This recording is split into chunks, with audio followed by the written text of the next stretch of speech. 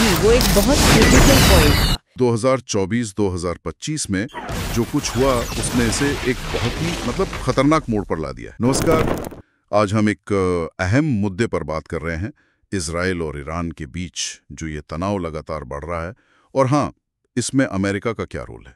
जी, हमारे पास जो जानकारी है वो यही दिखाती है कि ये दुश्मनी कोई नई नहीं है, दशकों पुरानी है। बिल्कुल, लेकिन 2024-2025 में जो कुछ हुआ उसने इसे एक बहुत ही खतरनाक मोड़ पर ला दिया है। सही कहा। तो आज इस पड़ताल का मकसद सिर्फ ये देखना नहीं कि क्या हुआ, बल्कि ये समझना है कि इस संघर्ष की जड़ें कहाँ हैं। हाँ, और कौन से देश क्या चाहते हैं, उनके अपने हित क्या हैं। और जाहिर है इसका असर पूरी दुनिया पर क्या पड़ सकता है।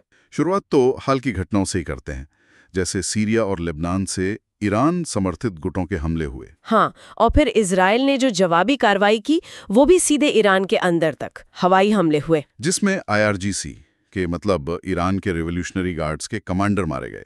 ईरान ने इसे लगभग जंग का ऐलान ही मान लिया था। जी, वो एक बहुत क्रिटिकल पॉइंट था। देखिए, ये जो टकराव है ना, ये धार्मिक कम और राजनीतिक और सामरिक ज्यादा है। अच्छा। ईरान के नजरिए से अगर देखें तो इजराइल मिडिल ईस्ट में बस अमेरिका का एक मोहरा है, एक तरह से अमेरिकी विस्तार। और दूसरी तरफ इजराइल है, जिसके लिए ईरान और खासकर ईरान का जो न्यूक्लियर प्रोग्राम तेजी से बढ़ रहा है। हाँ, वो तो सीधे सीधे अस्तित्व का सवाल है। बिल्कुल। सोर्सेस से ये साफ पता चलता है कि इजराइल की पॉलिसी बहुत क्लियर है। वो किसी भी कीमत पर ईरान को परमाणु हथियार नहीं बनाने देना चाहते। और इसी माहौल में 2024-25 में हमने देखा कि कैसे हिजबुल्लाह जैसे जो ईरान समर्थित समूह है, हाँ, उन्होंने सीरिया और लेबनान से इजराइल पर रॉकेट हमले तेज कर दिए। और जवाब में इजराइल का दायरा भी बढ़ गया। हमले सिर्फ सीरिया लेबनान तक नहीं रहे, नहीं, सीधे ईरान के अंदर तक पहुंचे। और IRGC कमांडरों का मारा जाना ये दिखाता है कि इजराइल अब ज्यादा रिस्क लेने को तैयार है, भले ही तनाव कितना भी बढ़े। और यहीं पर अमेरिका की भूमिका बहुत बहुत अहम हो जाती है। अमेरिका तो इजराइल का सबसे बड़ा सहयोगी है ही। मिलिट्री सपोर्ट, इकोनॉमिक सपोर्ट, 2023 में ही करीब $3.3 बिलियन की सैन्य मदद दी थी। जी हाँ, और ये सिर्फ पैसों की बात नहीं है। मिडिल ईस्ट में अमेरिकी युद्धपोतों की मौजूदगी वो एक तरह की सिक्योरिटी गारंटी है इजराइल के लिए। लेकिन कुछ सूत्र ये भी बताते हैं कि इसी मदद से इजराइल की जवाबी कार्रवाई की क्षमता बढ़ी है, जिसने हाल के तनाव में चीजों को थोड़ा और उलझा दिया है। निश्चित रूप से अमेरिका के लिए ईरान सिर्फ एक क्षेत्रीय खिलाड़ी नहीं, इसका ताल्लुक तेल बाजारों से है, शिया राजनीति के बढ़ते प्रभाव से है, और शायद सबसे ज्यादा चीन और रूस के साथ ईरान की जो नजदीकियां बढ़ रही हैं उससे है। बिल्कुल। अमेरिका किसी भी हालत में ईरान को एक ऐसी बड़ी रीजनल पावर बनते नहीं देखना चाहता जो उसके हितों को चुनौती दे। इसीलिए न्यूक्लियर डील जैसे मुद्दों पर भी उसका रवैया सख्त रहा है। और ईरान का अपना तर्क है। वो समझता है कि अमेरिका इजराइल के जरिए मुस्लिम दुनिया को कमजोर करना चाहता है। जी, और इसी वजह से वो यमन में हाउथी, लेबनान में हिजबुल्लाह जैसे गुटों का समर्थन करता है, एक तरह से प्रॉक्सी वॉरफेयर, ताकि अमेरिका और उसके सहयोगियों को उलझाया रखा जा सके। ये पूरी सिचुएशन एक पाउडर केक जैसी है, बारूद का ढेर।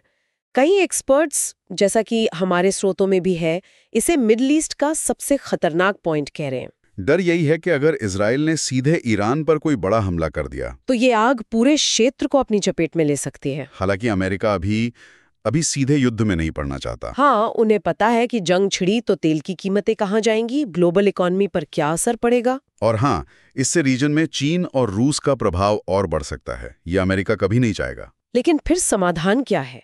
ये लड़ाई जमीन की नहीं है उतनी जितनी विचारधारा की है, अस्तित्व की है। हाँ, और ऐसी लड़ाइयों में समझौता करना बहुत मुश्किल होता है। तो क्या सारे रास्ते बंद हैं? बातचीत की कोई गुंजाइश नहीं? शायद नहीं। डिप्लोमेसी, बैकडोर चैनल्स, पर्दे के पीछे की बातचीत, यही रास्ते दिखते हैं। पर शांति के लिए शायद ये जरूरी होगा कि अमेरिका फिर से ईरान के साथ बातचीत की टेबल पर आए, किसी न किसी तरह। बिल्कुल, उसके बिना तनाव कम होना मुश्किल लगता है। तो कुल मिलाकर ये इजराइल ईरान संघर्ष सिर्फ दो देशों का झगड़ा नहीं है। नहीं, ये आज की जो बंटी हुई दुनिया है उसका एक आईना है, जहां देश अपने अपने हितों के हिसाब से गुट बना रहे हैं। और इसका असर सिर्फ मिडल ईस्ट तक नहीं रहेगा। भारत, यूरोप, एशिया, सब पर इसका असर पड़ेगा, राजनीतिक भी, आर्थिक भी। जी हाँ, और मानवीय पहलू भी। इन दूरगामी परिणामों को समझना जरूरी है। और अंत में एक सवाल हम सबके सोचने के लिए छोड़ जाते हैं। जब किसी झगड़े की जड़ें इतनी गहरी हों, विचारधारा इतनी हावी हो, बाहरी ताकतों का दखल इतना ज्यादा हो, तो क्या कोई एक घटना सच में तनाव को हमेशा के लिए कम कर सकती है? या फिर क्या ये लगभग तय है कि हालात धीरे धीरे और बिगड़ेंगे ही? इस पर जरूर सोचा जा सकता है।